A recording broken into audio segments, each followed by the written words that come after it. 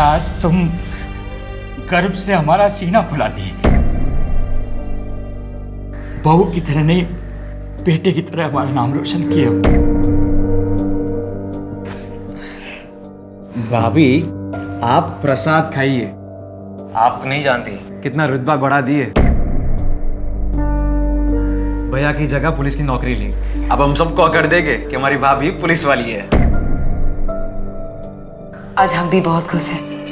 किस्मत वालों को मिलता है ऐसा ससुराल जैसा हमको मिला है। रुको बिटिया, आज से हम उसका देखभाल करेंगे। आ जाओ आ जाओ, अरे अरे अरे अरे अरे बच्चा। इस अग्नि की सौगंध बापूजी, आपने जो मुझ पे भरोसा किया है उसकी इज्जत मैं अपनी जान से भी ज्यादा करूंगी।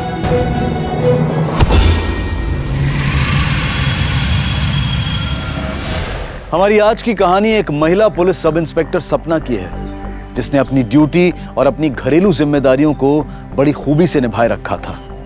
लेकिन जुर्म की आग ने सपना के दामन को भी लपेट लिया। दूसरों की सुरक्षा और सेवा में जुटी पुलिस फोर्स को कब, कहां और कितने जाती संघर्षों से गुजरना पड़ता है, इसका अंदाजा उनके चेहरे से नहीं लगाया जा सकता। ऊपर से शांत और खुशहाल दिखने वाली सपना की जिंदगी अंदर ही अंदर घुटन और तूफान से जूझ रही थी। लेडी पीएसआई सपना की इस तरह मौत ने सवालों के अंबार खड़े कर दिए। अरे बाबूजी, आप यहाँ? मैं आपको फोन लगाने ही वाली थी। सपना आज ड्यूटी पर नहीं आई और उसका फोन भी स्विच ऑफ आ रहा है। सपना रात भर से घर लौटी नहीं है और उसके साथ हमारा छोटा महेंद्र भी है। दोनों का कुछ पता नहीं चल रहा है। बहुत डर लग रहा है हमको। सपना तो आदर्श नगर का घरेलू हिंसा वाला केस हैंडल कर रही थी ना? जी सर। क्यों करते हो तुम लोग इतनी लड़ाई? हाँ, आखिरी बार कह रही हूँ, दोबारा मुझे तुम लोगों की शक्ल नहीं देखनी। अरे इतने अच्छे लगते हो एक साथ, आराम से रहो, प्रेम से रहना सीखो, ठीक है ना?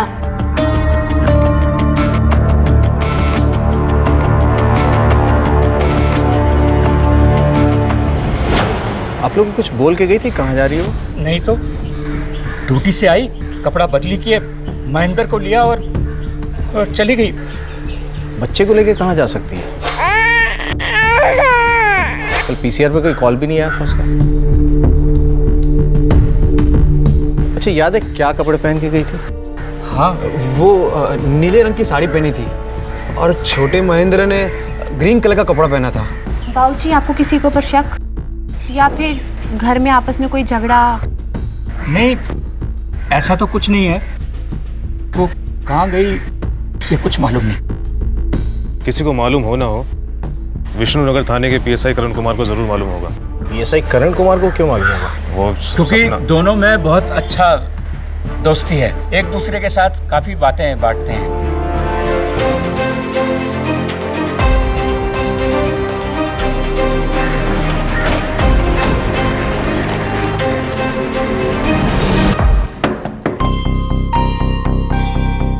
सर, आप यहाँ?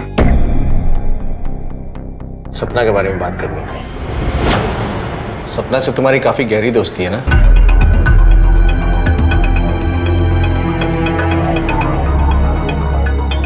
कल रात से वो लापता है। तुम्हें पता है कहाँ हो सकती हो?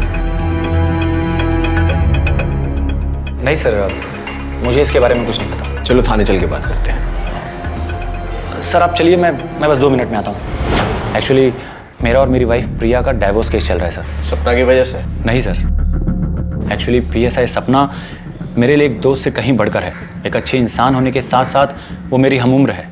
हम काम एक ही करते हैं, हम दोनों एक दूसरे को अच्छी तरह समझते भी हैं। पर मेरी वाइफ न तो मुझे समझती है और न ही मेरे काम को।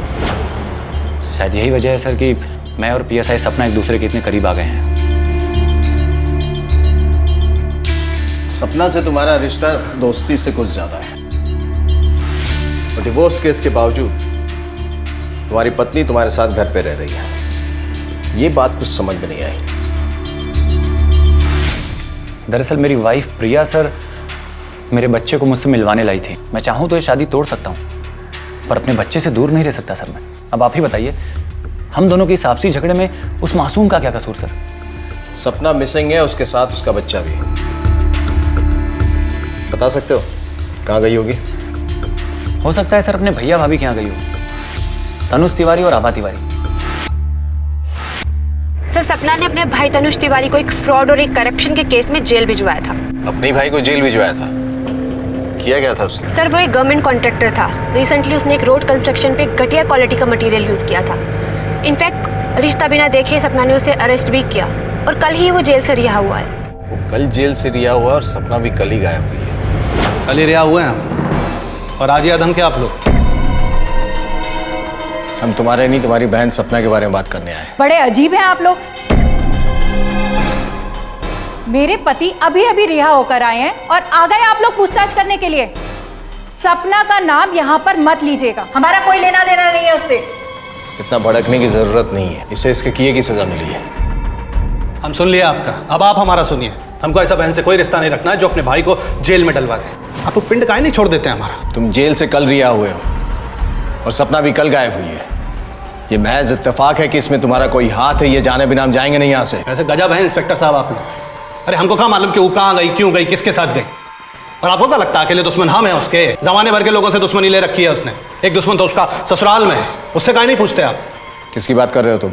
आलोक उपाध्याय, सपना का जेठ। आलोक उपाध्याय? एक ईमानदार पुलिस ऑफिसर और अपनी सहयोगी सपना उपाध्याय और उसके 1 साल के बच्चे महेंद्र की गुमशुदगी पर पुलिस पूरी संवेदना के तहत इन्वेस्टिगेशन कर रही थी। फिर ये कैसे अपने थे जो परायों से भी पराये थे, एक दूसरे पर इल्जाम लगा रहे थे। हालात देखकर तो लगता था कि सपना इंसानी शक्ल में भेड़ियों के साथ रह रही है, जहां हर नजर, हर हाथ उसकी गर्दन दबोचना चाहता था। तुम यहाँ नहीं बैठ सकते। क्यों नहीं बैठ सकते? ऐसा क्या किया हम?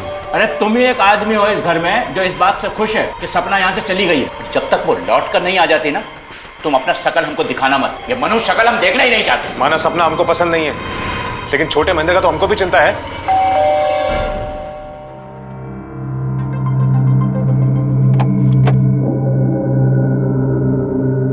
बाबूजी, हम आलोक को पूछताछ के लिए ले जाने आए हैं। चलो पुलिस स्टेशन। ऐसा क्या पूछेगा जो आप लोग यहाँ उठा लाए? यही कि सपना से तुम्हें क्या प्रॉब्लम है? वो खुद ही एक प्रॉब्लम है। हम उम्र में बड़े हैं उससे, कुछ खास नहीं किए जिंदगी में, पर ये हमको हमेशा जताती रही, जबकि हमारे स्वर्गवासी भाई ने कभी हमको नीचा नहीं दिखाया। और उसकी मौत के बाद जब पेंशन उसके नाम हुआ तो अपना असली रंग दिखाने लगी। आप काहे बवाल पाल रही? क्या जरूरत है महेंद्र भाई का नौकरी करने का? पेंशन लीजिए और चुप से बैठिए ना। हम ये नौकरी सिर्फ इसलिए करना चाहते हैं क्योंकि महेंद्र ये नौकरी देश की सेवा के लिए कर रहे थे। हम बस उनकी सोच को आगे बढ़ाना चाहते, तो इसमें गलत क्या है? आपके ऐसा करने से पेंशन बंद होगा और हमको अपना काम शुरू करने के लिए पैसा चाहिए, नहीं तो आपके सामने हाथ फैलाना पड़ेगा। अरे तुम अपना जरूरत काहे नहीं पूरा करते? सपना एकदम सही है सोची है। PSI सपना उपाध्याय, तुम आगे बढ़ो, मैं तुम्हारे साथ। सोचा था उस पैसे से कुछ काम शुरू करेंगे, लेकिन नहीं, महारानी को तो महेंद्र का नौकरी चाहिए था। रो रहे मम्मा आके। मैं से ले जा। चलो। सपना, सपना,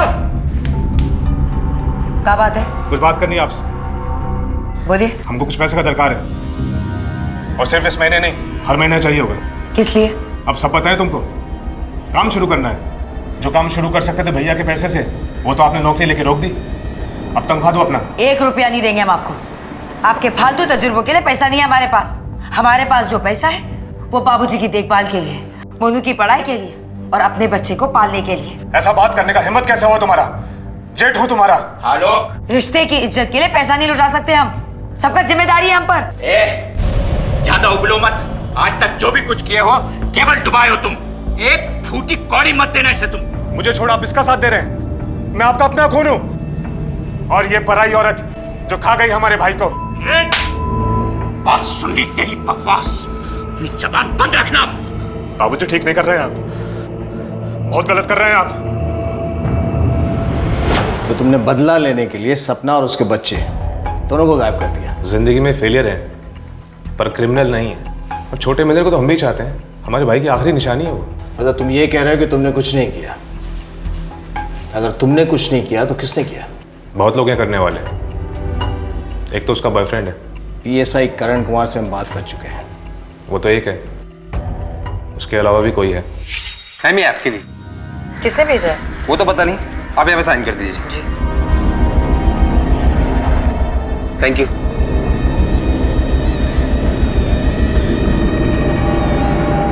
हम काहे सपोर्ट नहीं करते अपनी बहू सपना को, हम उसे अपना बेटा मानते हैं और वो भी जिम्मेदारी उठाई है उसी तरह, बड़े बेटे आलोक की तरह नहीं। बिजनेस करने गए डुबा दिया, नौकरी करने गए छोड़ के भाग गए, सारा परपंच करने के बाद खोले परचूनी की दुकान और वो भी घाटे में बंद। आप बताइए, ये बिजनेस के लिए हम अपने महेंद्र का पेंशन इसको बर्बाद करने देते? काहे? सपना और महेंद्र की तलाश कुछ ऐसी पहेली की तरह से हो गई थी जिसमें एक के बाद एक बिंदु जुड़ते जा रहे थे। परिवार से शक होते होते अब एक अनजान आशिक पर भी काबिज था। कौन था ये आशिक? और अगर वो सपना का चाहने वाला था तो वो उसे नुकसान क्यों पहुंचाना चाहता था? सर, मैं यकीन से कह सकती हूँ कि सपना करण कुमार को धोखा नहीं दे सकती। वो उस टाइप की इंसान ही नहीं है। मैं भी मानता हूँ कि सपना ऐसी इंसान नहीं, वैसा नहीं करेगी, लेकिन बात की तह तक गए बिना किसी भी नतीजे पर नहीं पहुंचना चाहिए। अब ये तो पता करना पड़ेगा ना कि आलोक झूठ बोल रहा है या कोई और भी इन्वॉल्व है। सर पीएसआई सपना मैडम का मोबाइल ट्रेस हुआ है। कल रात 12 बजे शहर के बाहर जंगल के आसपास स्विच ऑफ हुआ उनका मोबाइल। रात के 12 बजे जंगल में क्या कर रही थी? हेलो, क्या तुमने फोन किया था? हाँ साहब, लगता है किसी इंसान की लाश को कोई जला के गया। हम देखे तो आपको फोन किया साहब। सर, मोबाइल के लोकेशन के हिसाब से रात को सपना 12 बजे तक यहीं पे थी। कहीं ये सपना की डेड बॉडी तो नहीं? अंदाजा लगाने से कुछ नहीं होगा स्वाति। इन हड्डियों को डीएनए टेस्ट के लिए भेजना पड़ेगा। देखते हैं रिपोर्ट में क्या आता है। सर,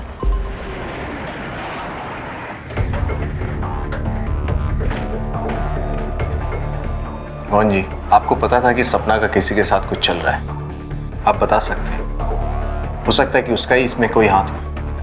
हम जान रहे हैं ये सारा गंदगी तुम भरे हो ना इन लोगों के कानों में। काम धाम तो कुछ है नहीं तुम्हारे पास। एक बात समझ लो, अगर सपना के साथ तुम कुछ किए हो ना, हम तुम्हें सूली पर चढ़ाएंगे। बाबूजी, हम एक बार सपना का रूम चेक करना चाहते हैं। जो जी में आए वो करो बिटिया। हमारी बहू सपना और हमारा पोता दोनों का है।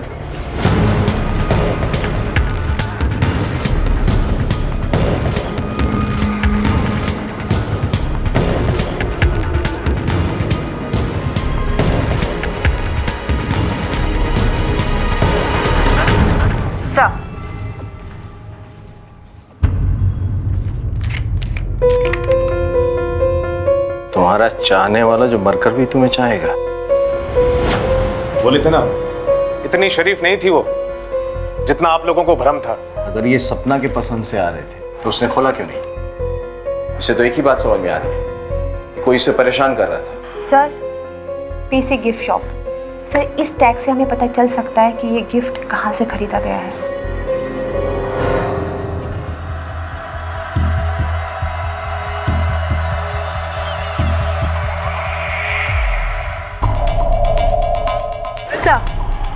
गिफ्ट शॉप से कोई भी इंफॉर्मेशन नहीं मिली और ना ही वहाँ पे कोई सीसीटीवी कैमरा है। कोई ना कोई इन्फॉर्मेशन तो हमें जरूर मिलेगी इसके सुलझाने में।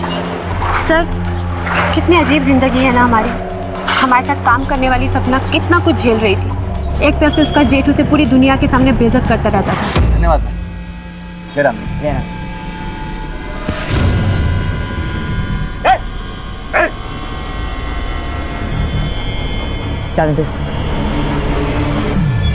और दूसरा वो पागल आशिक हर दिन उसे परेशान करता रहता था। फिर भी वो अपनी ड्यूटी कितने अच्छे से निभा रही थी।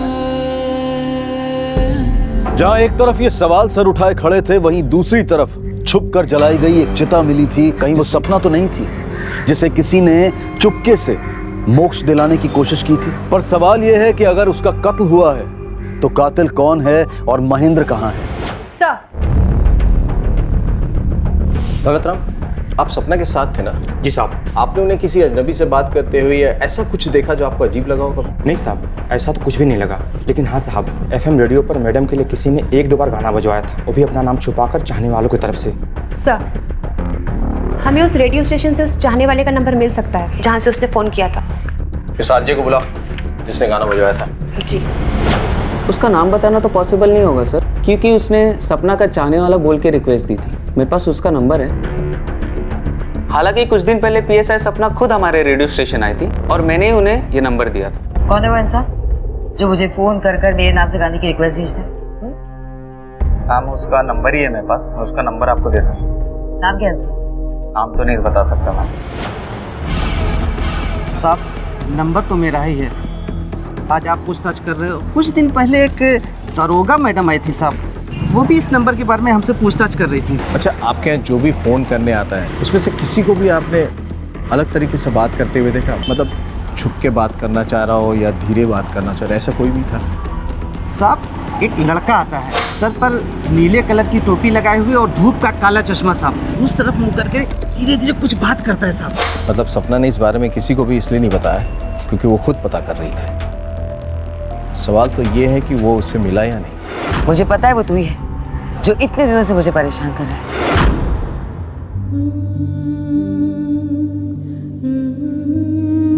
अब तक सपना का कोई खबर नहीं मिला। भाभी आएगी, जरूर आएगी। आप बस खुद को संभालिए।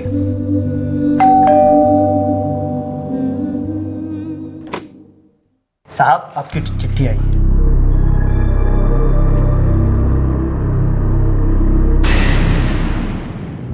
ये चिट्ठी आज सुबह ही हमको मिला है। इसको देखते ही तो हम बहुत घबरा गए थे। तब्बे की तब्बे ही आपके पास आ गई। सर, ये लेटर सपना के नाम आया है, वो भी किसी ने खून से लिखा है। लगता है उसी आशिक ने अपने खून से लिखा है लेटर। सर ये देखिए, ये लेटर 4 दिन पहले पोस्ट हुआ है। स्टैम्प पे डेट और जगह का नाम भी है। हाजीरंग पोस्ट ऑफिस।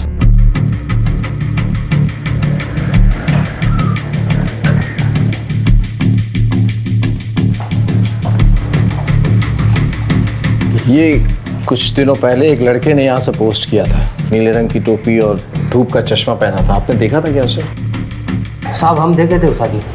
चेहरा देखा था? पहचान लोगे? चश्मा टोपी के बाद जितना दिखता था उतना बता सकते हैं। स्केच बनवा सकते हैं उसका? जी। सर ये लड़का एकदम पागल टाइप का लगता है। जितना खून उसने चिट्ठी लिखने में बहाया है, सर पॉसिबल है कि उसे हॉस्पिटल जाना ही पड़ा होगा। उस दिन जब आप सपना के घर पे गए थे तो मोनू के हाथ में मैंने एक पट्टी बंधी देखी थी। इस चिट्ठी को फॉरेंसिक लैब में भेज दो। पीएसआई करण कुमार और मोनू के ब्लड टेस्ट से पता चल जाएगा कि असली आशिक कौन है। और इन दोनों की तस्वीर पीएन को भी दिखाओ, हो सकता है वो पहचान जाए। सर गलत बोल रहा है वो पीएन। हम किसी भी पोस्ट ऑफिस गए ही नहीं है। गलतफहमी किसे अभी दूर कर देते? ब्लड रिपोर्ट लेके आना। सर ये ब्लड लेटर इसी का है। इससे पहले कि मैं तेरी सारी गलतफहमियां दूर कर दूं, सच बोलेगा तू? सपना उपाध्याय हमारी प्रेरणा है। उस जैसी औरत हम देखे ही नहीं। बिना ऑफ किए वो घर बच्चा बाहर सब संभालती है। हम उसे प्यार करते हैं तो कैसे गायब कर दे उसे? तेरी बड़ी भाभी है वो। हाँ तो हमें कोई शर्म नहीं है कि वो हमसे बड़ी है। और तेरे सच्चे प्यार का सपना को पता चल गया था? हाँ जान गई थी वो। बंद करो अपना ये पागलपन, समझे? जी नहीं सकते आपके बिना। बाहर निकलो अपनी इस खुमारी से, वरना ठीक नहीं होगा। बोलो ना, अब नहीं हो सकता। उस पीएसआई करण कुमार के लिए हमें छोड़ रही हो? उसका शादी करने का कोई इरादा नहीं है आपके साथ। बस इस्तेमाल करेगा आपका। लेकिन मैं आई लव यू।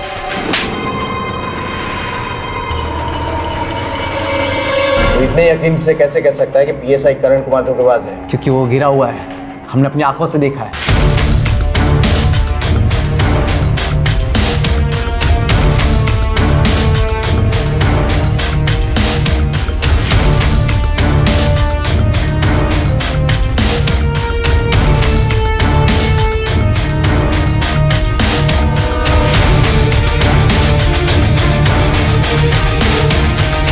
क्योंकि सपना ने तेरे सच्चे प्यार को एक्सेप्ट नहीं किया, उसके बाद भी तूने सपना और उसके बच्चे को गायब कर दिया। पता कहाँ है वो? गायब करने की जरूरत नहीं है, क्योंकि हम सपना को एक दिन पाके ही रहेंगे। इसलिए मैंने उसे खून से लिखी चिट्ठी भेजी थी। सर आलोक और तनुज तिवारी की तरह मोनू के पास भी एक बहुत स्ट्रॉन्ग मोटिव है सपना को गायब करने का। मुझे लग रहा है ये झूठ बोल रहा है। और अगर ये सच बोल रहा है तो इसका साफ मतलब है कि पीएसआई करण कुमार झूठ बोल रहा है। वो सच में सपना के साथ टाइम पास कर रहा है। उसके पास बहुत स्ट्रांग मोटिव है सपना को गायब करने का। सर अगर करण कुमार धोखेबाज है तो फिर वो अपनी बीवी को तलाक क्यों दे रहा है? इस तलाक की बात में क्या सच्चाई है ये तो उसका वकील ही हमें बता सकता है। एक तरफ सपना से जुड़ी कोई खबर हाथ नहीं आ रही थी तो वहीं दूसरी तरफ संदिग्धों की फहरिस्त लंबी होती जा रही थी। सपना के गायब होने का कारण आलोक की नफरत, तनुज का गुस्सा या करण और मोनू में से किसी का प्यार के नाम का पागलपन था। ये हमारे समाज के वो भद्दे रंग हैं जो एक औरत को अपने वजूद के साथ मजबूत खड़े नहीं देखना चाहते। क्या इनके अलावा भी कोई था जो अभी तक पुलिस के हाथ और शायद सोच से भी बाहर? देखिए सर, 1 महीना पहले पीएसआई करण कुमार ने तलाक का केस फाइल तो किया था, फिर उसने ये तलाक की अपील वापस ले ली। ठीक है सर, थैंक यू। मोनू की बात में कुछ तो सच्चाई है। पीएसआई करण ने अचानक तलाक का इरादा बदल दिया। आपके मारने से क्या होगा? हमारे दिल में सपना के लिए जो प्यार है वो खत्म हो जाएगा। इतनी घटिया हरकत करते हुए शर्म नहीं आया तुमको? अरे तुम जैसे नीच आदमी के लिए हमारे घर में कोई जगह नहीं। देख लो यहाँ से, अपना शकल मत दिखाना हमें। चलो चल। जी सर, वो डाइवोर्स अपील मैंने ही वापस ली थी, पर वो भी सपना उपाध्याय की वजह से। वो डिसाइड ही नहीं कर पा रही थी कि उससे मुझसे शादी करनी भी है या नहीं। उसके इस डबल माइंडेड होने की वजह से मैं अपनी गृहस्थी तो नहीं तोड़ सकता ना सर। डबल माइंडेड मतलब? सर वो अपने परिवार में अकेली कमाने वाली है। उसे लगता है कि शादी के बाद उसका परिवार अकेले पड़ जाएगा और वो अपनी जिम्मेदारियों से भागना नहीं चाहती। मैंने कई बार उसे समझाने की कोशिश की कि शादी के बाद भी वो अपने परिवार की देखभाल कर सकती है, पर वो समझने को तैयार नहीं है सर। ठीक है, जा सकते।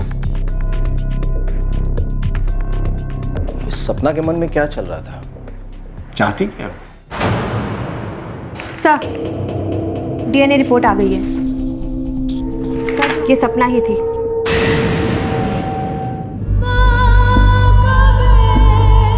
इस अग्नि की सौगंध बापूजी, आपने जो मुझ पे भरोसा किया है उसकी इज्जत मैं अपनी जान से भी ज्यादा करूंगी।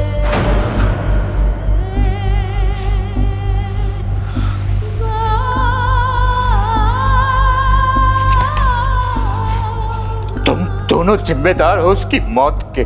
वो हमारे लिए जीती रही, तुम उसकी जान खाती।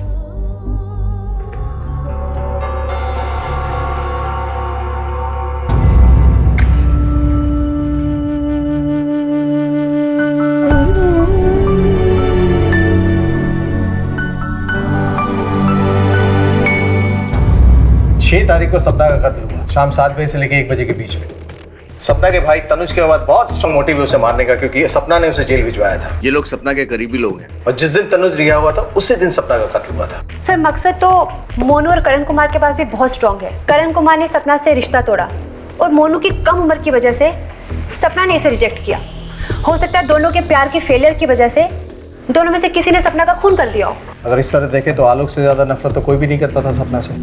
सर, सस्पेक्ट्स की हमारे पास कमी नहीं है, पर अभी तक हमारे पास कोई ऐसा सबूत हाथ नहीं लगा जिससे हमारा केस आगे बढ़े। चेक करो 6 तारीख को शाम 7 बजे से लेकर 1 बजे के बीच में लोग कहाँ थे और क्या कर रहे थे? उस दिन जब ये जेल से रिहा हुए हम कहीं नहीं गए थे।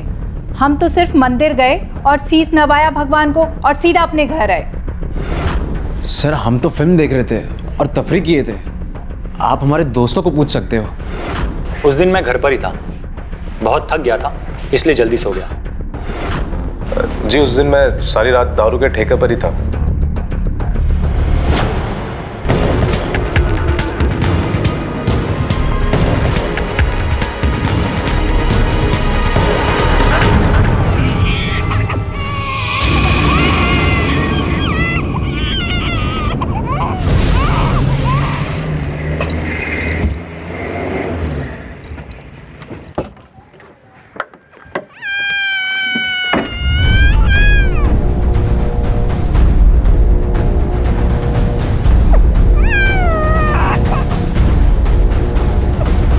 अरे ये तो सपना का बेटा है। लगता है कोई इसे पुलिस स्टेशन के बाहर छोड़ गया।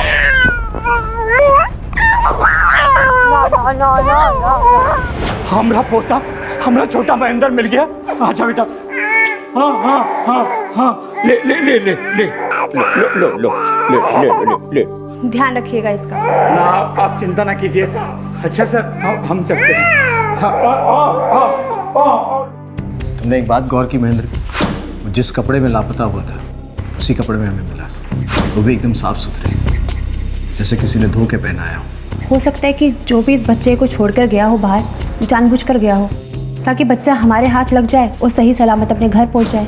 कौन है ये सपना का कातिल, वो बच्चे का शुभचिंतक? सर कहीं ये काम सपना के ससुर का तो नहीं? क्योंकि महेंद्र उनका एक लौता वारिस था और वो जिंदा भी बच गया। लेकिन मोहन जी के पास सपना को मारने का क्या मोटिव हो सकता है? वो तो सबसे ज्यादा केयरिंग थे और चिंतित थे उसके लाइफ के बारे में, एक बाप से भी ज्यादा। सर हमने काफी कोशिश की पर कोई भी सुराग हाथ नहीं लगा। अब अगर नजर है तो सिर्फ मोहन जी के ऊपर। वैसे तुम्हारा कहना भी सही है, हमें किसी भी पहलू को नजरअंदाज नहीं करना चाहिए और ये भी पता लगाना होगा कि महेंद्र को पुलिस स्टेशन के बाहर कौन छोड़ के गया था।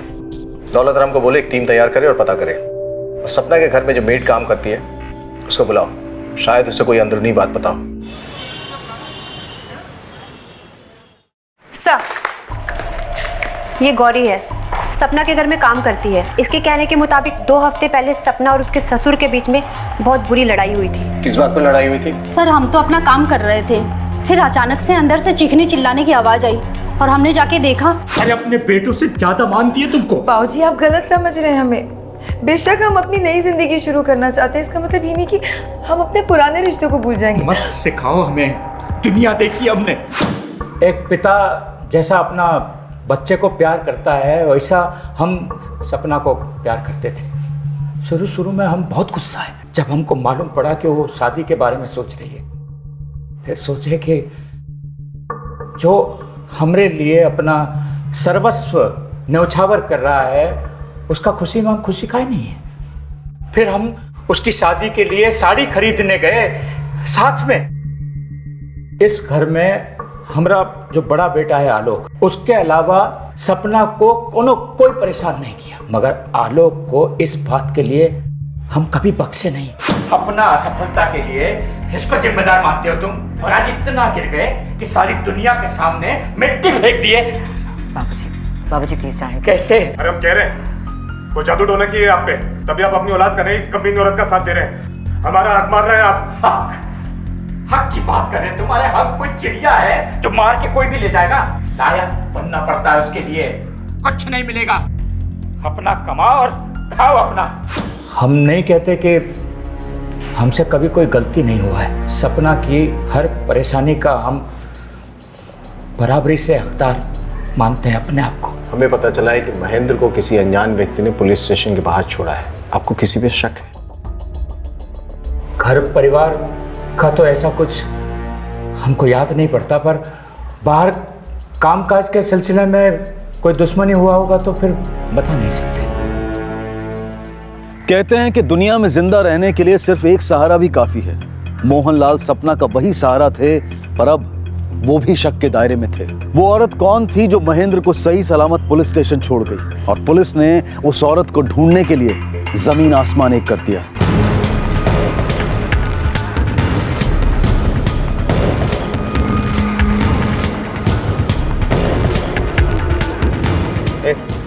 तुमने ऐसा कुछ देखा जो किसी बच्चे को कंबल में लपेट के लाया है? एक औरत एक बच्चे को कंबल में लपेट के लाई थी साहब। वो औरत साड़ी पहनी हुई थी। अच्छा, किस तरफ से आई थी? वो उस तरफ ऑटो से आई थी साहब। मैडम ये देखिए, किसी का चेहरा साफ नहीं दिख रहा है, पर हाथ में कंबल में कुछ लिपटा हुआ है।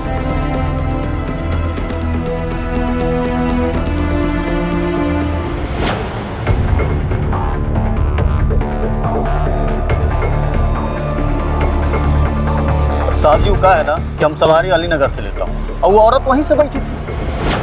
सर साड़ी की दुकान से ये इन्फॉर्मेशन मिली है कि मोहनलाल और सपना दोनों एक साथ गए थे। इसका मतलब ये है कि मोहनलाल सच कह रहा था। सर एक और बात, तनुज तिवारी जिस जेल में बंद था वहाँ उसका किसी से झगड़ा हुआ था, जिसके कारण उसे कोई अंदरूनी चोट भी आई और अब वो बाप नहीं बन सकता।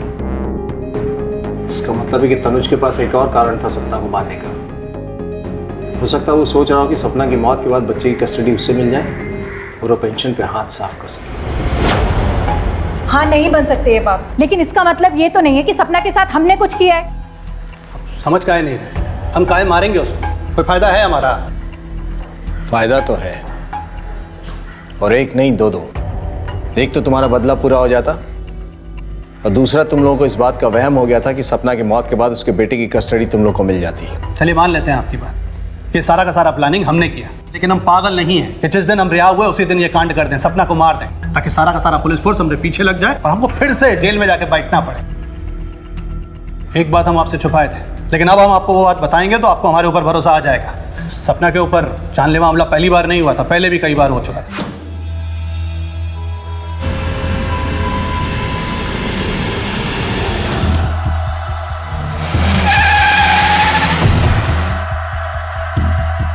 ये भरोसे वाली बात तुम्हें पहले क्यों नहीं सूझी? हमको लगा कि आप भी हम पर भरोसा नहीं करेंगे जैसा सपना ने नहीं किया था। उसको लगता था कि सारे के सारे हमले हमने करवाए हैं। इन हमलों के बारे में तुम्हें कैसे पता? वो हमको खुद बताई थी जेल में आके।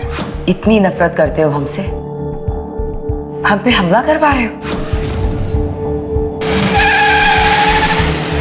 जो तुम किए हो ना हमारे साथ, हमको यहाँ अंदर करके, उसके बाद हमको तुमसे कोई वास्ता नहीं रखना है, समझी तुम? क्या किया हमने? बस अपनी ड्यूटी तो की है ना, आपको बस कानून के हवाले कर दिया। भैया इसका मतलब ये नहीं है कि हमारे दिल में भाई बहन के प्यार में कोई अंतर आ जाए। हाँ, ये भाई बहन का नाटक ना अपने पास ही रखो, समझी तुम? और क्या कह रही हो? हमने तुम पे हमला करवाया, हमने ऐसा कुछ नहीं किया है। इसके बाद अगर कोई बात पता चली ना, थाने में ले जाके पूछो।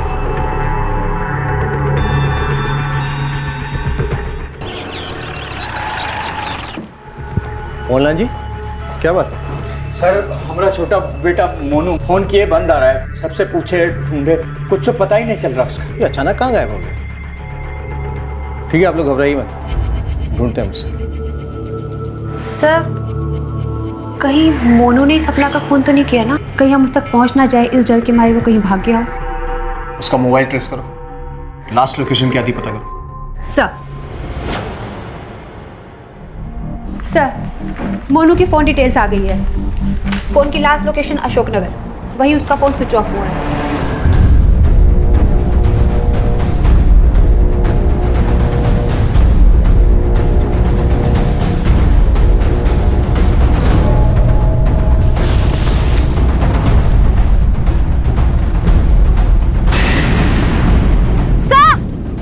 सर, यहाँ डेड बॉडी मिली है।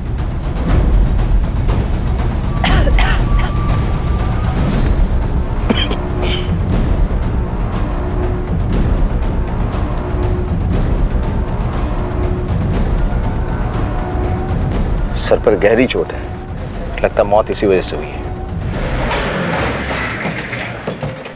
हे भगवान, क्या हो रहा है मेरे साथ? मैंने मेरी बहू और अब बेटा। मोनू का किसी के साथ कोई झगड़ा हुआ था क्या? नहीं साहब, वो घर से निकलते ही कहा था जो दोस्त थे दुश्मनी कर अपने में मगन रहता था। हो सकता है सपना और मोनू के कत्ल के पीछे किसी एक ही इंसान का हाथ हो, लेकिन सवाल ये उठता है कि इन दोनों को नुकसान पहुंचा के फायदा किसका है? सर, ये भी तो हो सकता है कि एक नहीं बल्कि दो लोग हो और उन दोनों के मकसद अलग अलग हो। बिल्कुल हो सकता है। स्वाति, हमारे पास जितने भी सस्पेक्ट्स हैं, पता करो कि 24 जुलाई और 12 अगस्त को लोग कहाँ थे और क्या कर रहे थे, और उस औरत का पता करो जिसने बच्चा छोड़ा था, उसी से कुछ सुराग मिल सकता है। हाँ साहब, आई थी, बेबी फूड और डायपर वगैरह ली थी। अजीब औरत थी साहब, बच्चा संभालना बिल्कुल नहीं आता था उसको। ऐसे पैसा पटकी और बोले जितना आता है दे दो। किसी एरिया की है? पक्का नहीं बता सकता साहब, लेकिन सामने एक बस्ती है, शायद वहीं रहती है। 2 सप्ताह पहले PSI सपना उपाध्याय आपसे मिलने गई थी, क्यों गई थी? जी, उन्हें एक वसीयत बनवानी थी। वकील साहब, मैं एक विधवा हूँ, अपने ससुराल में एक अकेली कमाने वाली। मैं अपनी एक नई जिंदगी शुरू करने जा रही हूँ, तो मैं नहीं चाहती कि मेरे ससुराल वालों को कोई भी तकलीफ आए। और हाँ, उन्होंने ये भी बोला था कि यदि उन्हें कुछ हो जाता है तो उनके बेटे की कस्टडी मोहनलाल जी के पास ही हो। ठीक है, आप जा सकते। सर, ऐसा लग रहा है कि सपना अपने बारे में कभी सोचती ही नहीं थी, बस दूसरों के लिए जीती थी, वो भी ऐसी मुस्कान के साथ कि हम लोग कभी समझ भी नहीं पाए कि वो कितनी परेशान है।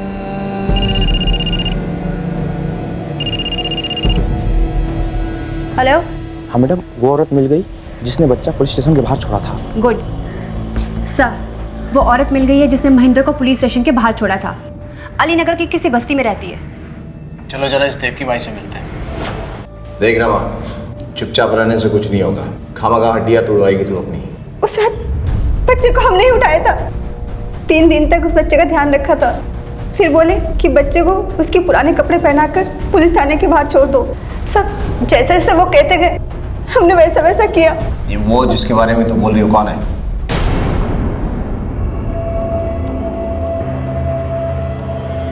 हाँ, ये सब हम ही किए हैं।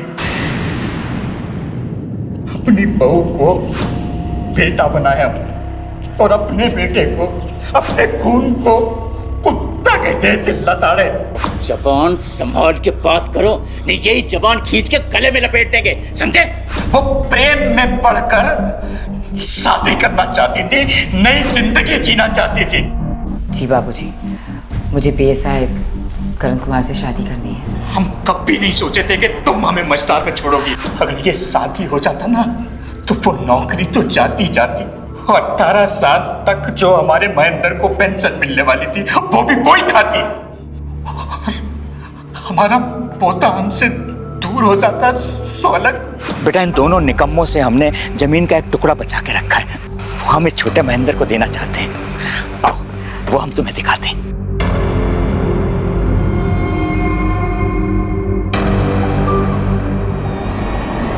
ये देख, जिसको तूने गद्दार समझ के मार दिया, उसने जीते जी अपना पैसा और अपना बेटा दोनों तेरे नाम कर दिया था।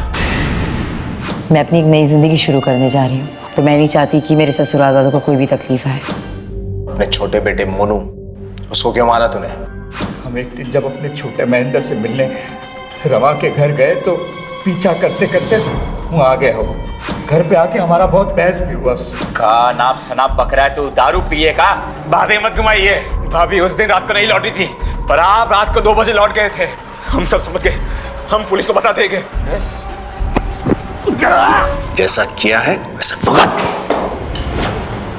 देश की सेवा के जज्बे के साथ पुलिस में भर्ती हुई सपना उपाध्याय का परिवार दूसरों की मेहनत पर जीने का आदी था, लेकिन सपना ने अपने परिवार के लिए कभी ना बुरा सोचा और ना बुरा किया। लेकिन बिना किसी ठोस सबूत या दलील के मोहनलाल ने सपना के लिए बहुत कुछ बुरा सोच लिया और सब कुछ नष्ट कर दिया। ये कहानी एक सीख है उन सब के लिए जो अच्छाई तो करते हैं, लेकिन आंखें मूंद कर और अपने आसपास के खतरों को पहचान नहीं पाते।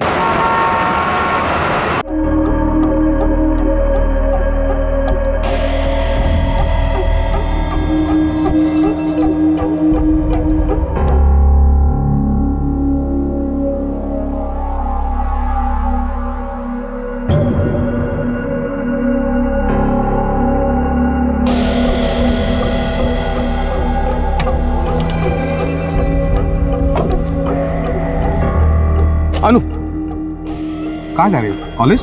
हाँ। चलो ना, मैं छोड़ देता हूँ तुम्हें। मैं भी उसी तरफ जा रहा हूँ। नहीं, आप रहने दीजिए, मैं चली जाऊंगी। नहीं अनु, सुनो मेरी बात, मैं छोड़ देता हूँ ना तुम्हें। आप तकलीफ मत कीजिए, मैं चली जाऊंगी। अनु सुनो मेरी बात, तकलीफ की कोई बात नहीं है, मैं छोड़ दूंगा ना। मैं चली जाऊंगी। सुनो मेरी बात, चल चल।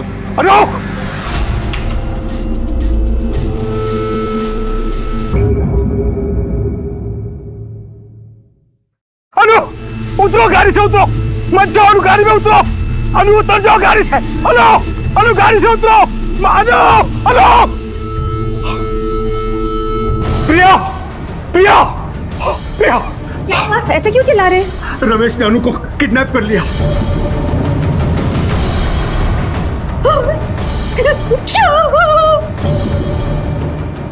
हमें सताने के लिए अनु को टॉर्चर करेगा। मैं जानता हूं उस कमीने को।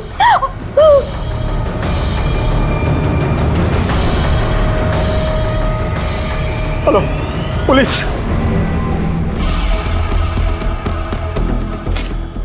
राणे सर, हर एक ट्रैफिक सिग्नल पर इस गाड़ी नंबर को मैसेज करो। जहां जहां हमने नाकाबंदी की है वहां पर भी जाओ। Okay sir. गायतोंडे, अपनी वायरलेस टीम को मुलुंड हाईवे पर भेजो और इस लड़की का फोटो हर एक के मोबाइल में अपलोड करो। Okay sir. देखिए, आप चिंता मत कीजिए, हम जितना जल्दी हो सके आपकी लड़की को ढूंढने की कोशिश करेंगे। मोरे, उस मोबाइल नंबर को ट्रेस करो। अगर फोन स्विच ऑफ नहीं हुआ है तो हमारे लिए 1 ही घंटा काफी है लड़की को ढूंढने में। अरे आपने राइट क्यों मारा? मेरा कॉलेज तो नेक्स्ट लेफ्ट पे था। सब पता चलेगा। सर रमेश मेरा छोटा भाई है। बाबा ने अपनी प्रॉपर्टी के 2 हिस्से करके हम दोनों भाइयों में बांट दी थी, पर सर रमेश ने अपना सारा पैसा, सारी प्रॉपर्टी बिजनेस के नए नए तरीके आजमाने में फूंक डाली। सर वो जबरदस्ती मेरी फैक्ट्री हथियाना चाहता है। सर आई एम श्योर कि रमेश ने अनु को किडनैप भी इसीलिए किया है ताकि वो हम पर दबाव बना सके, हम लोग डर जाएं और फैक्ट्री उसे दे दें। रमेश आपका सगा भाई? हाँ।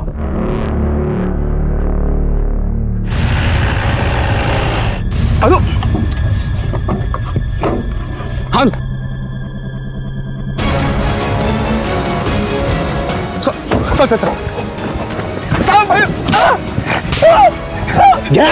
साहब मैंने कुछ नहीं किया साहब। मैडम गाड़ी रोको दिला। साहब मत मारो साहब। साहब मत मारो साहब। साहब मैंने कुछ नहीं किया साहब। वो प्रवीण झूठ बोल रहा है साहब। मैंने अनु को किडनैप नहीं किया। आप चाहे तो अनु से पूछ लो ना। काका सच बोल रहे हैं, उन्होंने मुझे किडनैप नहीं किया था। मैं खुद अपनी मर्जी से उनके साथ गई थी। आप प्लीज काका को छोड़ दीजिए।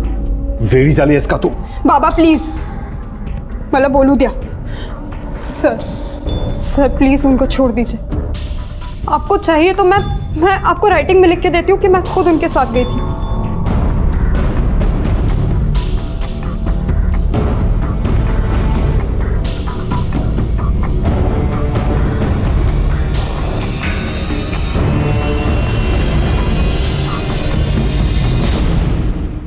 ये रिश्तों का कैसा चक्रव्यूह था जहां कह पाना मुश्किल था कि कौन सच बोल रहा था और कौन झूठ, कौन किसकी तरफदारी कर रहा था और कौन किसकी खिलाफत।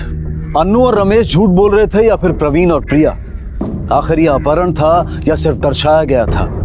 और प्रवीण की बेटी अन्नू रमेश को क्यों बचा रही थी? प्रवीण ने जायदाद की बात सच कही या झूठ? रमेश जायदाद हड़पना चाहता था या अपना जायज हक मांग रहा था? इन सभी सवालों के साथ यह केस शुरू हुआ, लेकिन 6 महीने के बाद कुछ ऐसा घटा जिसने इन सवालों पर ही सवाल खड़े कर दिए।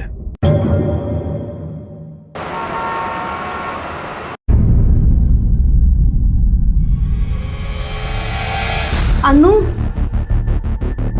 अनु,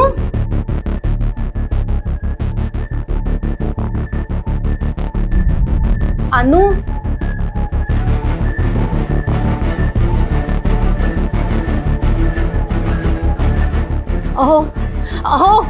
अहो एकता का काय झालं? सुबह सुबह क्या चिल्ला रही हो? अनु अपने कमरे में नहीं है। अरे तो जिम गई होगी। जिम बैग उसके कमरे में ही है। फिर कहाँ चली गई? जरा बाहर देखो तो, बाहर तो नहीं गई?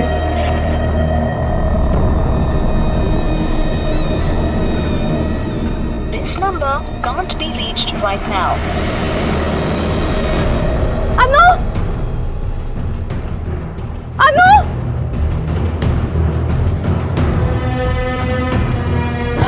अनु बाहर भी नहीं है। उसका फोन भी ऑफ मिल रहा है। कहाँ चली गई? ऐसे बिना बताए कहाँ जा सकती है? कहीं रमेश ने अनु को फिर से किडनैप तो नहीं कर लिया?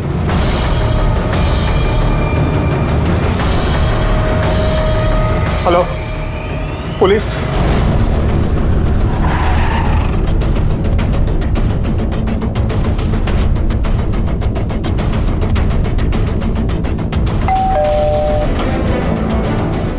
सर कहाँ थे? अरे सगला घर नीट चेक करा रहे हो सर। अरे सर बताएंगे तो हुआ क्या है? अनु का है? मुझे नहीं पता अनु कहाँ है। क्या हुआ क्या? अनु पांचाल लापता है और उसका बाप प्रवीण, उसका कहना है कि तूने उसे किडनैप किया है। सापड़ निकाले। साहब ये प्रवीण का दिमाग खराब हो गया। वो खामखा मुझे फंसाने की कोशिश कर रहा है सर। साहब मुझे वाकई नहीं पता अनु कहाँ है। नहीं पता? तो ये क्या है? ये किताबें मैंने अनु के लिए खरीदी है। तूने अनु के लिए खरीदी है या अनु की ही है? साहब मैं सच बोल रहा हूँ साहब, मैंने कुछ नहीं किया। मैं मानता हूँ मेरा झगड़ा चल रहा था प्रवीण के साथ प्रॉपर्टी को लेकर, लेकिन मैंने अनु को किडनैप नहीं किया साहब, मेरा यकीन मानिए। ये बुक्स मैंने खरीदी थी वो उसे गिफ्ट करने के लिए साहब। देख, अगर तू झूठ भी बोल रहा है ना तो हम पता करवा लेंगे। मोरे, अपने पास अन्नू के अपने ही हाथ का लिखा हुआ पिछली बार का स्टेटमेंट है ना? उस स्टेटमेंट को और इस बुक पे लिखे हुए नाम के हैंडराइटिंग को मैच करवाओ। Okay sir.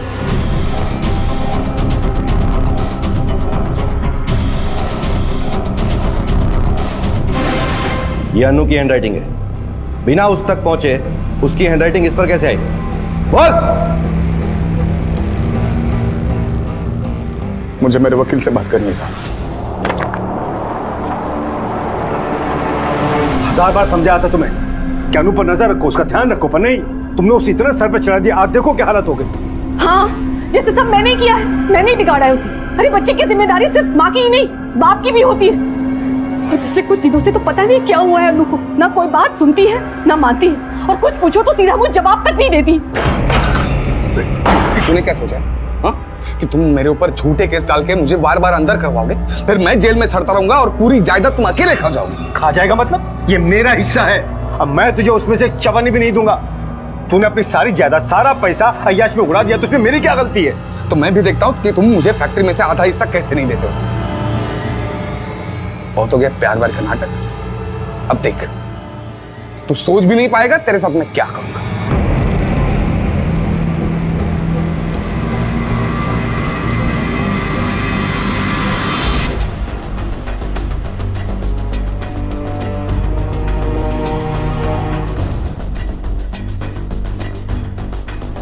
सर, बॉडी लगभग पूरी तरह से जल गई है। आसपास पड़े हुए जले हुए कपड़े को टुकड़े से लगता है कि शायद ये बॉडी किसी लड़की की हो सकती है। कुछ मिला है आसपास? नहीं सर, बॉडी आइडेंटिफाई की जा सके ऐसा कुछ भी नहीं मिला। लगता है आसपास की पत्तियों और लकड़ियों पर पेट्रोल डाल के जलाया गया है। सर, हमारे पुलिस स्टेशन में अनु पांचाल और ऐसी 2 लड़कियों के आसपास के पुलिस स्टेशन में मिसिंग कंप्लेंट दर्ज है। अगर इस बॉडी के बोन्स के डीएनए और उन तीनों के फैमिली के डीएनए को मैच किया जाए तो शायद पता चल सकता है कि यह बॉडी किसकी है। हमारे पास कोई रास्ता नहीं, बॉडी को पोस्टमार्टम के लिए भेजो। ओके जी सर। ओके सर, अनु का कुछ पता चला? फिलहाल तो नहीं, लेकिन हमें एक डेड बॉडी मिली है जो पूरी तरह से जल चुकी है, और इसीलिए आपको अपना ब्लड टेस्ट करवाना होगा, जिससे हम ये पता कर पाए कि वो बॉडी अन्नू की है या नहीं। सर, मेरी बेटी अनु नहीं हो सकती सर। देखिए, हम भी ये उम्मीद करते हैं कि वो बॉडी अनु की ना हो, और इसीलिए आपको एबीओ टेस्ट करवाना पड़ेगा। आपका कहना था कि आखिरी बार आपने अनु को रात में देखा था।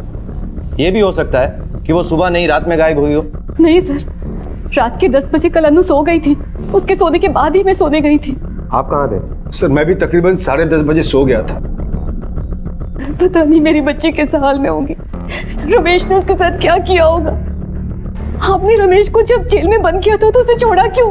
बेल के लिए अप्लाई करने का हक सभी को होता है। रमेश ने भी एंटीसिपेटरी बेल ली है। उसके कहने के मुताबिक उसको झूठे केस में फंसाने की कोशिश की जा रही है। सर, झूठा मैं नहीं, झूठा रमेश है। वो हमारी फैक्ट्री हड़पना चाहता है। हम उसे अरेस्ट तो कर सकते हैं, लेकिन उसके लिए बॉडी आइडेंटिफाई होना बहुत जरूरी है।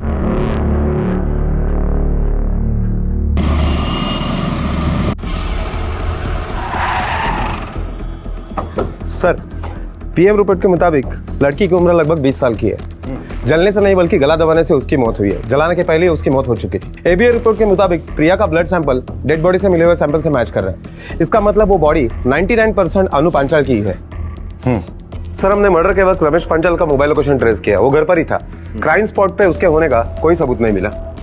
ये भी तो हो सकता है कि उसने हमें गुमराह करने के लिए अपना मोबाइल घर पे छोड़ दिया हो और ये काम किसी और से करवाया हो सकता है। सर, हमने अनु के भी मोबाइल का लास्ट लोकेशन चेक किया। घर से 10 किलोमीटर की दूरी पर अनु का मोबाइल ऑन तो था, लेकिन क्राइम स्पॉट पर पहुंचते पहुंचते शायद वो स्विच ऑफ हो गया। तो अनु के मोबाइल से कुछ पता चला? हाँ सर, अनु के मोबाइल के कॉन्टैक्ट लिस्ट में एक नंबर दिल नाम से सेव है। वो किसी अनिल सावंत के नाम से रजिस्टर्ड है। सर, ये अनिल सावंत और अनु के मोबाइल में काफी एसएमएस एक्सचेंज हुए, जिसमें से एक एसएमएस ऐसा है कि तुम सिर्फ मेरी हो, मैं तुम्हें किसी और की नहीं होने दूंगा, इस टाइप का है। ये अनिल सावंत का एड्रेस मिला है ना? हाँ सर। एक मिनट, ये अनिल सावंत से घर है? हो, बुलवा चला जरा। मुझे मालूम नहीं है कहाँ है वो। अभी तो उसका फोन भी बंद आ रहा है साहब। साहब, कुछ हुआ है क्या? नहीं, कुछ नहीं हुआ है। अगर अनिल वापस आता है तो मुझे इस नंबर पर फोन करना। अच्छा, आपके पास अनिल की कोई फोटो है? जी साहब, है।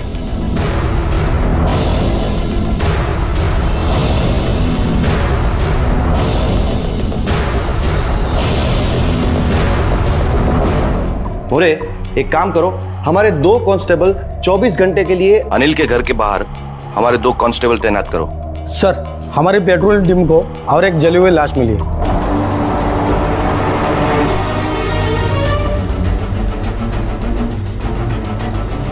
सर, यहाँ पे किसी ने ये बॉडी जलाई है। पेट्रोलिंग के समय हमारी टीम की नज़र जब इस बॉडी पे पड़ी सर, तब फौरन ही आग बुझा दी सर।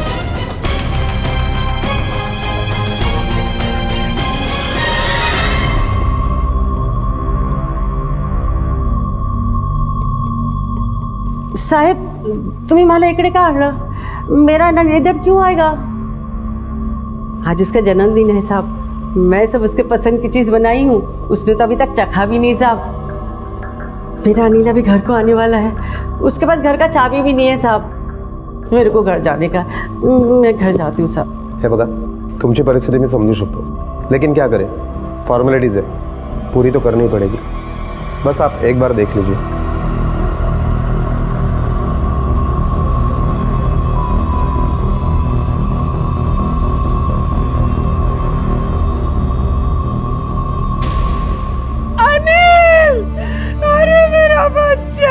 अरे मेरा अनिल, तेरे को क्या हो गया रे? अनिल बेटा, अरे मेरा बच्चा।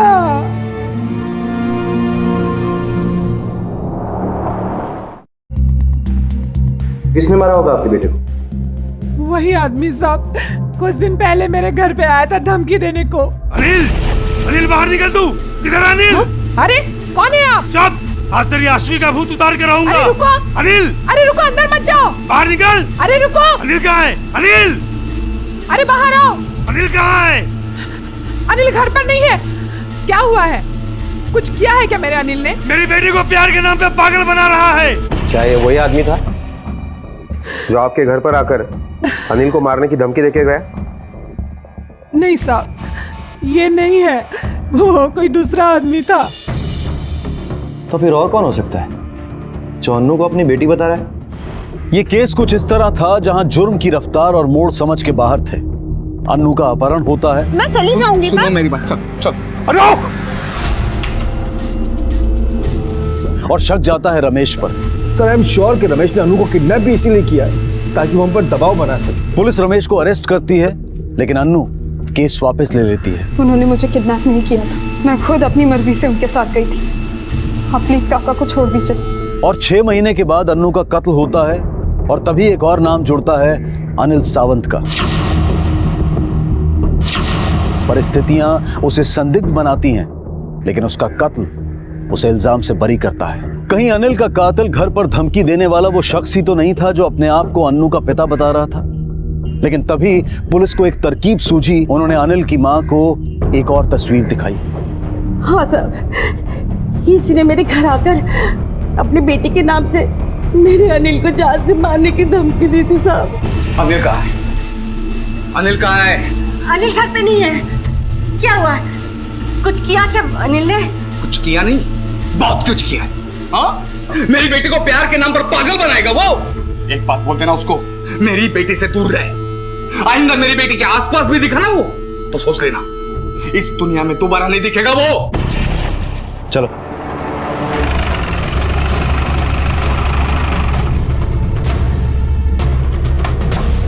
अरे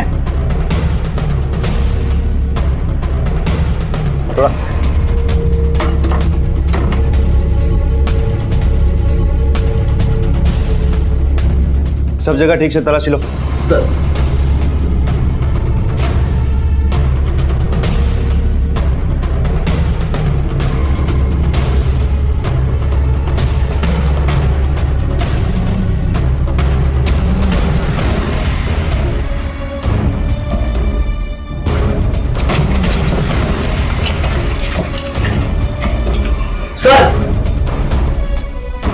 सर, बहुत अजीब बात है, अनु के माँ बाप की और रमेश की बिल्कुल नहीं जमती, फिर भी इस एल्बम में अनु की ही सारी फोटो है। हो सकता है अन्नू रमेश की बेटी हो और अनिल और अन्नू के कत्ल का राज यही हो। बिल्कुल पॉसिबल है सर, क्योंकि उस दिन बॉडी की शिनाख्त के लिए जब हमने प्रवीण से डीएनए सैंपल मांगा, तब प्रिया ने मना करके खुद का ब्लड सैंपल दिया था। इन्होंने सुबह से कुछ खाया नहीं है, तो हो सकता है कि चक्कर खा के गिर जाए। क्या ऐसा नहीं हो सकता कि डीएनए टेस्ट के लिए आप मेरा ब्लड ले लें? क्योंकि प्रिया जानती थी कि प्रवीण अन्नू का बाप नहीं है और प्रवीण का ब्लड सैंपल अगर लिया जाता तो डीएनए मैच नहीं करता और प्रवीण को पता चल जाता। लेकिन सर हम ये कैसे साबित कर सकते हैं कि अनु प्रवीण की नहीं रमेश की बेटी है? फिलहाल हम प्रिया से डायरेक्ट तो नहीं पूछ सकते हैं। ये बात जरूर रमेश का है क्योंकि उसके अलावा यहाँ पर कोई नहीं रहता। इसको फॉरेंसिक के लिए भेजो।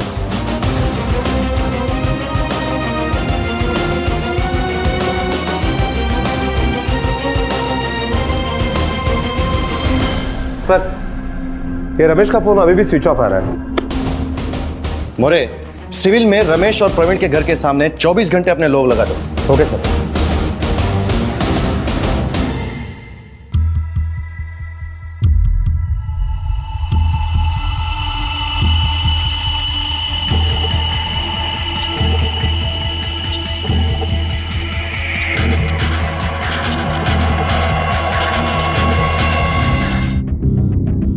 आ गया आपका घर। चलो हम अंदर तक छोड़ते हैं आपको। नहीं नहीं, थैंक यू, आप लोगों ने मेरी इतनी मदद की। अब मैं ठीक हूँ, मैं चली जाऊंगी।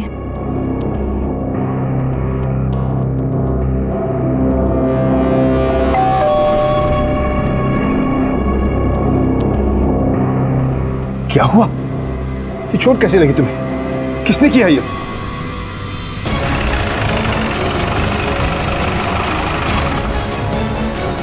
प्रिया अकेले गई थी घर से बाहर? हाँ सर। उसका पति कहाँ था उस वक्त? वो घर पर ही था।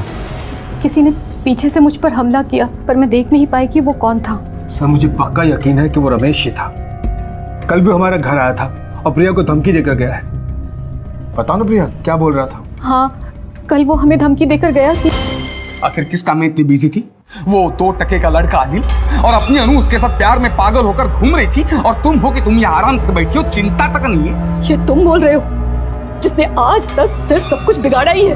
अपने गिरबान में तो झांकते नहीं हो, दूसरे पर उंगली उठाने चले आते हो। तुम्हें पता चल गया तो तुमने क्या कर लिया? हाँ देख, ये बकवास ना अपने पति के साथ किया कर, मेरे साथ नहीं, समझी? मैं तुम्हें सिर्फ ये बताने के लिए आया था कि उस अनिल को अपने किए की सजा मिल गई।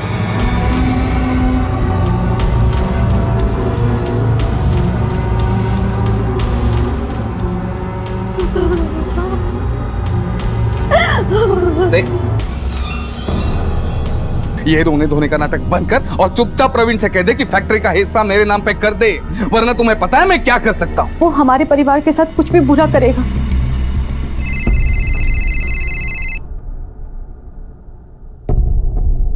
हेलो, हाँ ठीक है सर।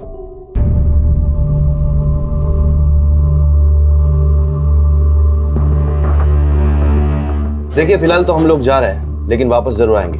लेकिन आपकी जानकारी के लिए आपको एक बात बता दूं कि अगर आपको ऐसा लगता है कि थोड़ी देर पहले आप पर रमेश ने हमला किया था, तो ये बात गलत है, क्योंकि हमारी टीम को रमेश की लाश मिली है, वो भी यहां से बहुत दूर।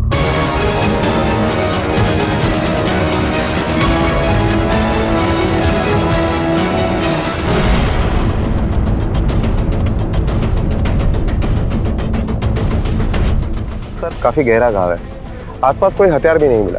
मुझे लगता है खूनी कत्ल करने के बाद हथियार के साथ ही भाग गया। मोरे, अगर पेट में चाकू मारा गया है तो शर्ट फटा हुआ होना चाहिए, लेकिन ताज्जुब की बात यह है कि शर्ट साबुत है और पेट फटा हुआ है। सर मुझे लगता है कि छीना झपटी में रमेश का शर्ट ऊपर हुआ होगा और इसलिए चाकू मारते वक्त पेट तो फट गया लेकिन शर्ट साबुत है। हो सकता है, लेकिन सवाल ये खड़ा हो गया है कि रमेश ने अनु और अनिल का कत्ल किया था, तो अब उसका कत्ल किसने किया? सर एक शख्स है जो रमेश का खून कर सकता है, लेकिन अभी यकीन से कुछ कहा नहीं जा सकता जब तक कंफर्म नहीं होता।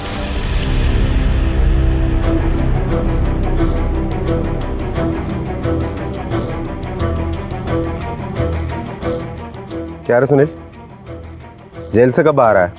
अरे साहब 2 दिन पहले ही छूट के आया हूं मैं। और आते ही क्राइम कर दिया, मार दिया रमेश को, क्योंकि तेरी माँ को यकीन था कि उसी ने अनिल को मारा था। साहब अनिल मेरा छोटा भाई था, बहुत प्यार करता था मैं उसको, बहुत रोया साहब जब पता चला किसी ने उसको मार दिया। इसके लिए किसी का जान तो नहीं ले सकता ना साहब। साहब अगर वो मुझे दिखता ना तो उसका थोबड़ा बिड़ा सब फोड़ डालता। अच्छा, मतलब वो तेरे सामने भी नहीं आया, फिर भी तूने उसे ढूंढा। चल मान लेते हैं, पिछले 2 दिन में तूने क्या किया पूरा कच्चा चिट्ठा सुना। अब कोई ऐसे ही तो रिया होके नहीं आएगा ना, पेरोल पे छूट के आया हूँ। आप पेरोल ऑफिसर से पूछ लो ना, किधर किधर गया, क्या क्या किया, वो सब पता चलेगा आपको। अच्छा, बहुत स्मार्ट बन गया है तू, पुलिस को कानून सिखाएगा। जब तक इसकी पूरी इंफॉर्मेशन नहीं आती, बिठा के रखो इसको इधर।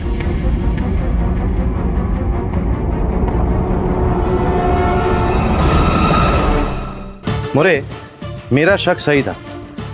रमेश ने प्रिया पर हमला नहीं किया, क्योंकि जिस दिन प्रिया पर हमला हुआ उसके एक रात पहले ही रमेश मर चुका था। और वो चाकू का कट, वो कोई लड़ाई झगड़े की वजह से नहीं है, वो रमेश की किडनी निकालने की वजह से हुआ है। इसका मतलब ये है कि ये केस कोई आपसी दुश्मनी का केस नहीं है, ये किडनी रैकेट केस है। फिलहाल इस फैमिली मैटर को दूर रखो और इस केस की दूसरी तरह से छानबीन कर दो। इस रमेश की कॉल डिटेल्स फिर से निकालो और हर एक नंबर की डिटेल जांच करो। Okay sir.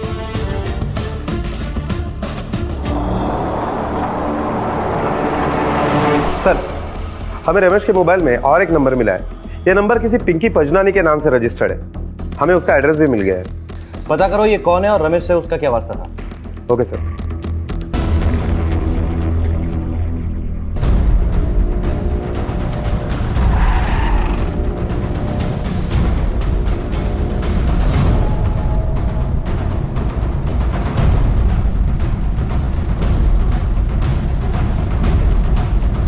पिंकी पजनानी?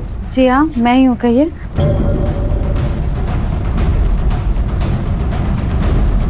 ये नंबर तुम्हारा ही है?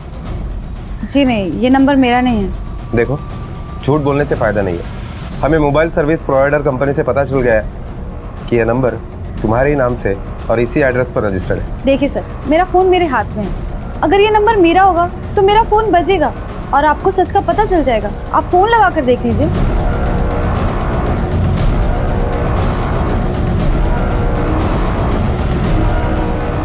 द्वारा डायल किया गया नंबर अभी नेटवर्क क्षेत्र से बाहर है। कृपया कुछ समय बाद फिर कोशिश करें। अब तो आपको मेरी बात पे यकीन हो गया होगा। मैं वैसे भी बहुत लेट हो चुकी हूँ और मुझे काम के लिए निकलना है। अनाथ हूँ ना, एक दिन का काम भी बहुत नुकसान करता है मुझे। मैं चलती हूँ।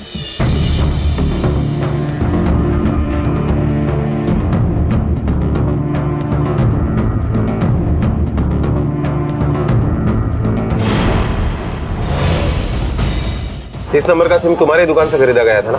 जरा चेक करके बताओ कि ये नंबर किसके नाम पर रजिस्टर्ड है। 2 मिनट सर, मैं चेक करके बताता हूँ। ये नंबर सिम किसी पिंकी पंजनानी के नाम पे रजिस्टर है। ये रहा उसका आईडी प्रूफ और एड्रेस। लेकिन वो लड़की तो कह रही है कि ये नंबर उसका नहीं है। इस लड़की के डॉक्यूमेंट पर किसी और को बेचा था क्या? पॉसिबल है नहीं सर। सिम देते समय सारे डॉक्यूमेंट मैं खुद चेक करता हूँ। किसी एक के डॉक्यूमेंट में किसी दूसरे को सिम देता ही नहीं सर। ये पिंकी हमसे झूठ क्यों बोल रही है? कुछ छुपा रही है।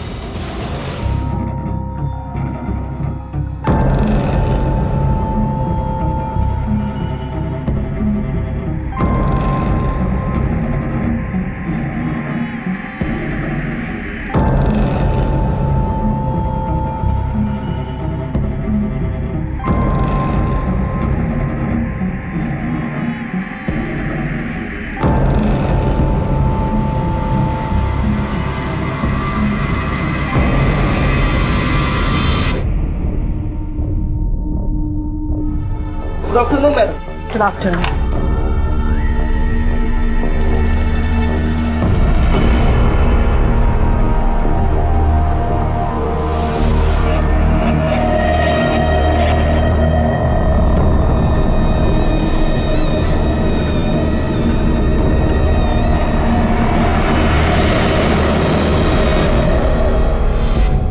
पिंकी नाम की सेल्स गर्ल है। असल में इसका काम कुछ और ही है। इसकी एक दोस्त शहर के नामचीन हॉस्पिटल में हेड नर्स है, जो हॉस्पिटल किडनी ट्रांसप्लांट के लिए फेमस है। सर, जब मैंने हॉस्पिटल के अंदर जाकर इंक्वायरी की तो मुझे पता चला कि आज तक उस हॉस्पिटल में 49 किडनीज ट्रांसप्लांट हो चुकी है, जबकि उस हॉस्पिटल में ऑफिशियली सिर्फ 12 किडनी डोनेशन का रिकॉर्ड है। पर आखिर इस किडनी रैकेट का अन्नू और अनिल की मौत से क्या संबंध है? और एक बात सर, ये 36 किडनियां हासिल करने में पिंकी और उसकी दोस्त का बहुत बड़ा हाथ है, और जबकि असल में वो उसकी दोस्त नहीं, उसकी माँ है। क्या? जी सर, पिंकी ने हमसे झूठ बोला कि वो अनाथ है, जबकि उसकी माँ, जो हॉस्पिटल में हेड नर्स है, ये माँ और बेटी मिलकर किडनी रैकेट चलाते थे। मोरे, क्राइम ब्रांच को इन्फॉर्म करो और ये पिंकी के घर पे रेड करो। अगर वो दोनों सचमुच ये काम करती है तो उसके घर पे कोई ना कोई सबूत हमें जरूर मिलेगा। जी सर।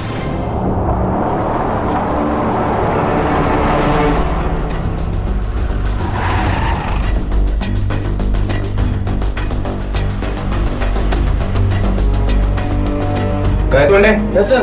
फ्रॉड क्या हो गया?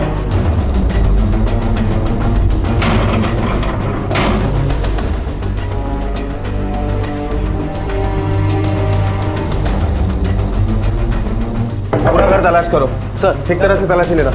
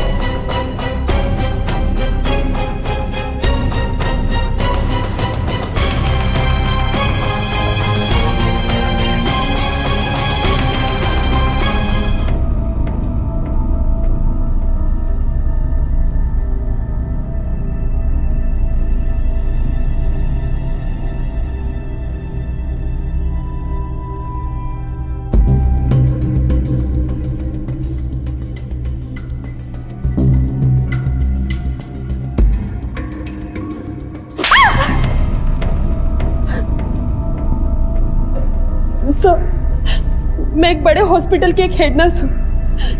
मेरे घर में आइस बॉक्स, मेडिकल इक्विपमेंट्स तो होंगे ना? क्यों? घर पे बुला के सर्जरी करती है तू? और तू बता, वो आइस बॉक्स पे खून और मेडिकल इक्विपमेंट्स क्या कर रहे थे? क्या कर रहे थे घर पे? देखो, अच्छा होगा अगर बिना मलहम पट्टी के तुम लोग बोल दो, वरना वो हालत करेंगे ना कि सर्जरी के भी लायक नहीं बचोगी। बताती सब बताती। मैं सेल्स गर्ल बन के इसीलिए घूमती थी ताकि मैं अलग अलग लोगों को फंसा सकूं और पुलिस को भी मुझे पकड़ने में मुश्किल हो। जाहिर है ये काम तू अपने अलावा और किसी के लिए तो करती ही होगी। किसके कहने पे करती थी? ये सब मैं अपनी माँ के कहने पे करती थी। मैं सेल्स गर्ल बनकर लोगों के घरों में घुस जाती थी, फिर उन्हें किडनी के लिए फंसाती थी, उन्हें सिड्यूस करती थी। रमेश भी उन्हीं लोगों में से था। उस दिन मैं घर से निकले और रमेश के घर की डोरबेल बजाई। Hello sir. सर आपसे 1 मिनट बात करनी थी। एक मिनट, लेकिन मुझे कुछ खरीदना नहीं है। Thank you. सर 1 गिलास पानी मिलेगा? वो एक्चुअली बहुत थक गई हूँ, धूप भी बहुत हो रही है तो थोड़ा चक्कर सा आ रहा है। लो।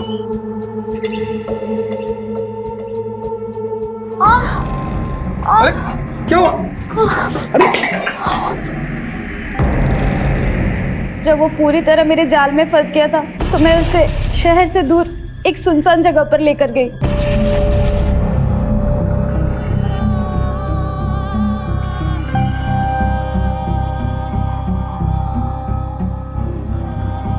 और उसे सिड्यूस करते करते क्लोरोफॉर्म वाला रुमाल सुंघा दिया।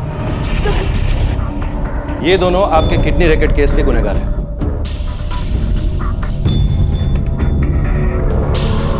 मुरे, ये तो हुआ किडनी रैकेट केस। अब आते हैं हमारे डबल मर्डर पे। अनिल और अन्नू अगर इस रैकेट से जुड़े हुए नहीं थे, इसका मतलब खून किसी और ने किया, एक ने या किसी 2 लोगों ने। पुलिस ने जाने अनजाने लंबे समय से चले आ रहे क्राइम ब्रांच के एक केस को सॉल्व कर लिया था, लेकिन अनिल और अन्नू के कत्ल से जुड़ा एक भी सुराग उनके हाथ नहीं लगा था। बावजूद इसके कि संदिग्धों की लिस्ट में अब सिर्फ प्रिया और प्रवीण पांचाल ही थे, पुलिस ने बड़ी होशियारी से एक जाल बिछाया। बस अब देखना यह था कि शिकार कब और कैसे उसमें आकर फंसता।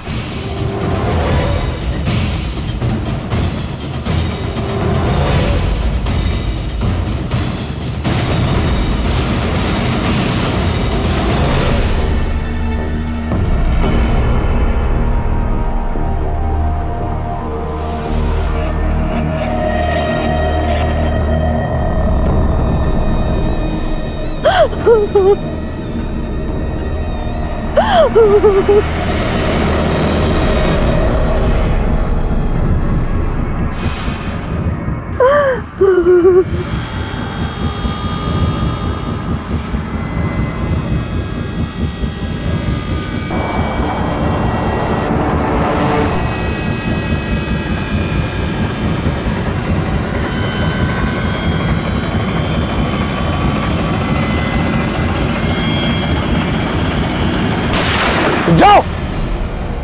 प्रवीण,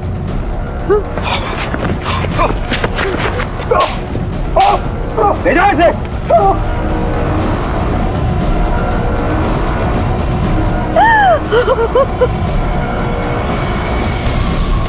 कुछ नहीं किया, कुछ नहीं किया, कुछ नहीं किया। देख, तेरे इन आंसुओं का हम पर कोई असर होने वाला नहीं है। सच बता, क्यों मारना चाहता था अपनी बीवी को?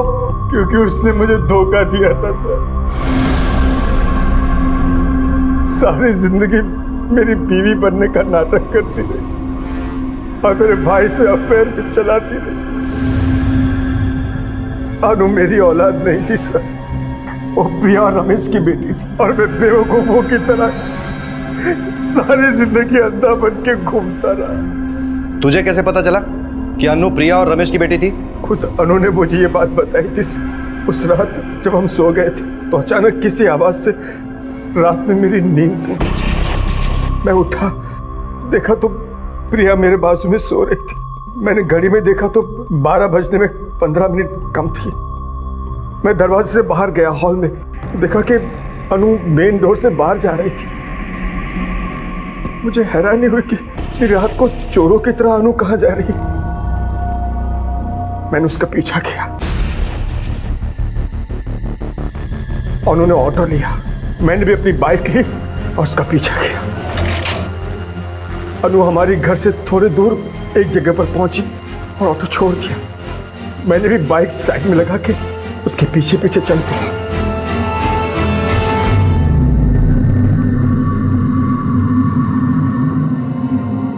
Happy birthday. अनु, अरे देखा, 12 बजे विश किया है मैंने, इसलिए अब कोई चैलेंज मत देना मुझे। हाँ, लेकिन मैं तुमसे नाराज हूँ।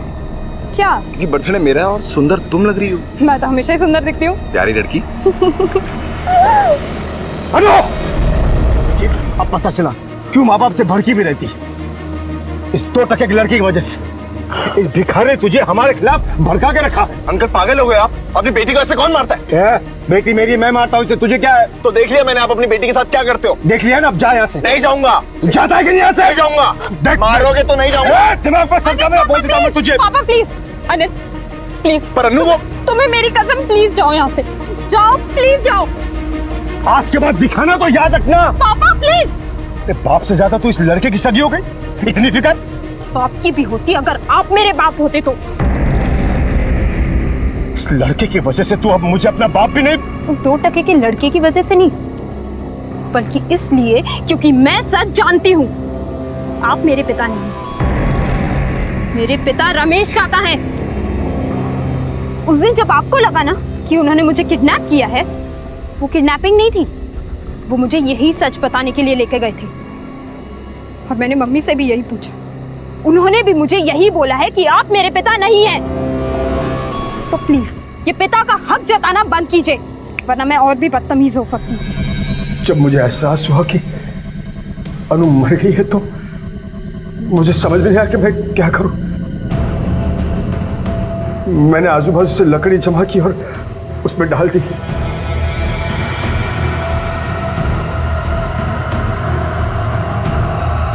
फिर बाइक से पेट्रोल निकाल कर उस पर छिड़का और उसे जला दिया।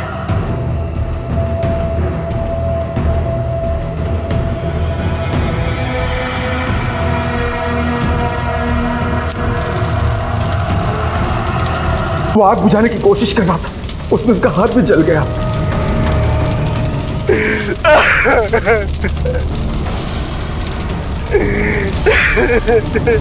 लेकिन आग बहुत भड़क चुकी थी, इसलिए उसे बुझा नहीं पाया और रोते हुए चला गया। पर मुझे पता चल गया था कि उसने मुझे अनु को मारते हुए देख लिया है और मुझे यकीन था कि वो जरूर वापस आएगा। रात भर उसका इंतजार करता रहा। वो सुबह आया और अनु की राख के पास बैठकर रोने लगा।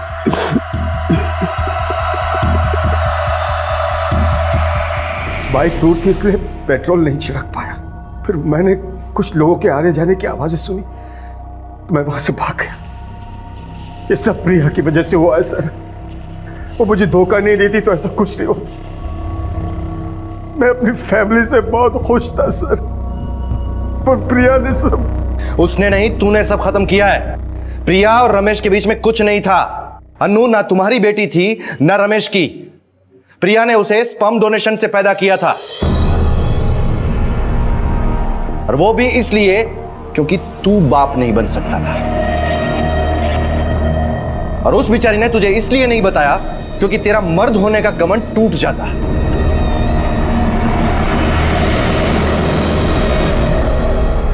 कहते हैं कि हर सिक्के के दो पहलू होते हैं। प्रवीण ने वो पहलू देखा जो खोटा था।